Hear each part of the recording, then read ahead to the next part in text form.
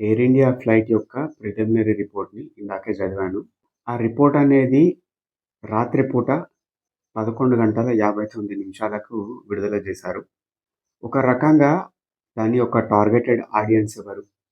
అమెరికాకు చెందిన వార్తా సంస్థలు, పాశ్చాత్య దేశాలకు సంబంధించిన ఇన్వెస్టిగేటివ్ ఏజెన్సీస్. మనం ఉదయం లేచేసరికి ఆ రిపోర్ట్‌ని బేస్ చేసుకొని ఈ పాశ్చాత్య సంస్థలన్నీ ఒక రకంగా ఒక నేరేటివ్‌ని బిల్డ్ చేశారు.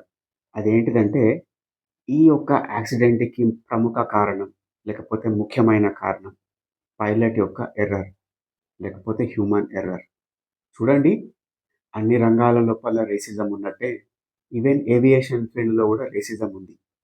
ఒక రకంగా ఒక సటల్ క్యాంపెయిన్ నడుస్తుంది.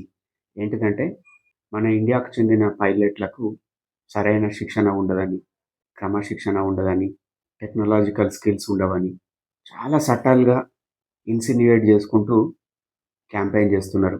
ఈ రిపోర్ట్‌లో ఉన్న అంశాలు అఫీషియల్‌గా విడుదల గాకముందే ఒక 3 రోజుల ముందు నుండే ఇంటర్నేషనల్ మీడియా లోపల చలామణి అయితున్నాయి.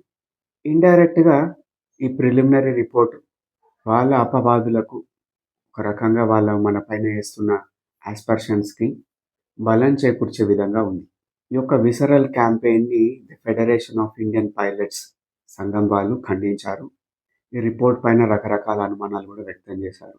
కాక్పిట్ వాయిస్ రికార్డర్ లోపల నమోదైన ట్రాన్స్క్రిప్ట్స్ లోపల పైలట్‌కి, కో పైలట్‌కి మధ్యన జరిగిన సంభాషణ, "నువ్వెందుకు ఆ ఫ్యూయల్ స్విచ్ ఆఫ్ చేశావు?" అంటే ఇంకొక పైలట్ చెప్తాడు, "లేదు, నేను ఆఫ్ చేయలేదని."